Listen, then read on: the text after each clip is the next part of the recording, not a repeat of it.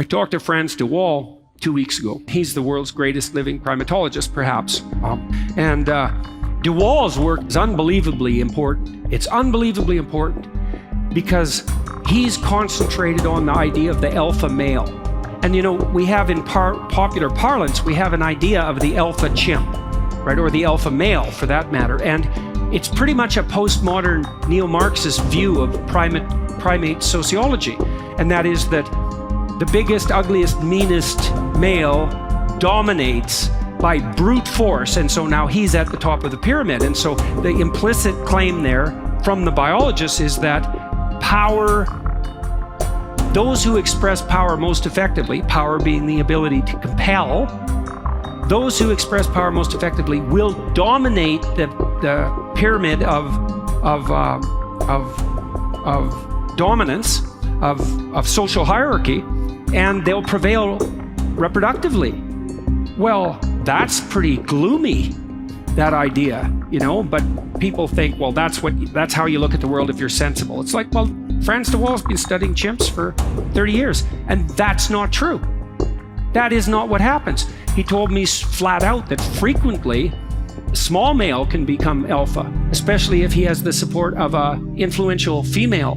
And the small male becomes alpha and has the support of the influential female, not because he expresses arbitrary power, but because he's unbelievably good at mutual reciprocation. And so he has friends, and he does things for his friends, and they do things for him, and they trust each other, and he has lots of friends, which also means he has no enemies, which turns out to be really important because the brute chimps, like the psychopath alphas, they do rule now and then, but they get torn to shreds by their enemies because, you know, they're tough, let's say, and mean, but they have an off day, and two chimps they stomped a week before ally together and tear them, literally tear them into shreds. And so the psychopath chimp types who use power to attain dominance have very short rules and end in a very bloody way. And so de Waal has pointed out, like Piaget did among children, that power is an unstable ethic upon which to base a social hierarchy, even for chimps. And chimps are male-dominated, they have a patriarchal society, and they're relatively brutal. And it doesn't even work for them. It certainly doesn't work for human beings. So whatever is at the apex of the pyramid, it's not, as the bloody Marxists insist, you know, the raw expression of power and exploitation. Wrong. Wrong. Not the case. Doesn't even work in nature. Doesn't work for rats. Doesn't work for chimpanzees. Certainly doesn't work for people. And then there is a kind of natural ethic that emerges out of that, right? Because with rats and with chimps and other social animals, it varies to some degree from species to species. There's the necessity for something like mutual reciprocity as the basis for successful social organization. And that's something like treat your neighbor like you would want to be treated. So why work 80 hours a week? Well, men will do it, some men, very few. A handful of hyper-competitive men who are obsessed with hitting the pinnacle of the given dominance hierarchy they're in will happily work 80 hours a week, and they'll forego everything else. Relationships, family, children, way in the second category. And so those men are often very difficult to live with too, because they're so obsessed with their career. It's hard to have a relationship with them. And maybe they don't have much of a relationship with their kids, but they're damn good at what they do. And part of that is they're smart and disciplined, and they'll work non-stop all the time. It's like an obsession. And that's the sort of people who run things. Those are the people who run things. Well, they're often also disagreeable too, because you want to manage people? Really? They're not going to like you. You know, and it's not an easy thing to not be liked. And actually, if you're an agreeable person, and women are more agreeable than men, it's quite painful to be disliked. But if you're in a managerial and executive position, the probability that people are going to like you is quite low. Those positions are very stressful, partly because of the interpersonal dynamics, and they're also incredibly, incredibly competitive. So we've got things backwards in our culture. We're thinking, at least in part, why aren't there more women in positions of power? Wrong question. The right question is, why are there any men at all who want those positions of power? Because it's not just positions of power. You have to be such a knothead to think that. Oh, it's a position of power. It's like, sure, but it's a position of overwhelming responsibility. And if you make mistakes, you're done.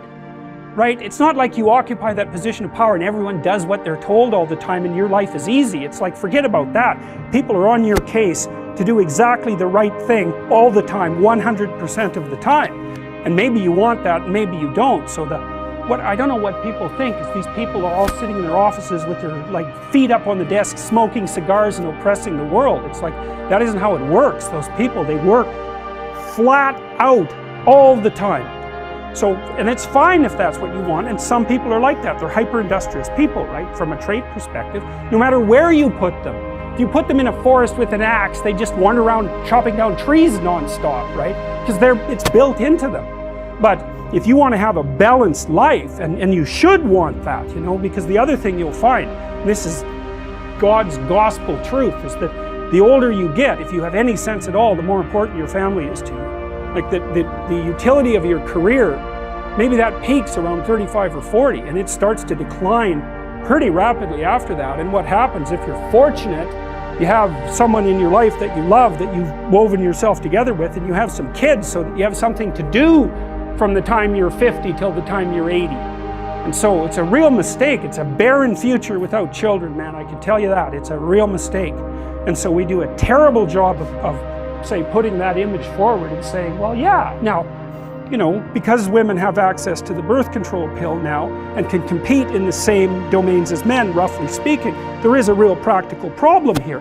It's partly an economic problem now, because when I was roughly your age, it was still possible for a one-income family to exist. Well, you know that wages have been flat, except in the upper 1% since 1973. Why? Well, it's easy. What happens when you double the labor force? What happens? You have the value of labor. So now we're in a situation where it takes two people to make as much as one did before. So we went from a situation where women's career opportunities were relatively limited to where they were relatively unlimited and there were two incomes, to where, and so women could work, to a situation where women have to work and they only make half as much as they would have otherwise. And now we're going to go into a situation, this is the next step, whereas women will work because men won't. And that's what's coming now. So there was an economist article showing that 50% now of boys in school are having trouble with their basic subjects. And you look around you in universities, you can see this happening. I've watched it over decades. I would say 90% of the people in my personality class are now women. There won't be a damn man left in university in 10 years, except in the STEM fields. And it's a complete bloody catastrophe. And it's a catastrophe for women, because I don't know where the hell you're going to find someone to have a, you know, to marry and have a family with if this keeps happening. You know, you watch all those rom-coms where there's always kind of a beta male guy who's being real friendly and always failing miserably with the women because basically he's lying to himself and to them. He's a persona, and a persona is the face that you show to the world when you're trying to pretend and to convince yourself and others that you're, I would say harmless, but we could say a good person. But a good person isn't harmless. A good person is capable of, well, maybe a good person is capable of anything, but is willing to hold that in abeyance.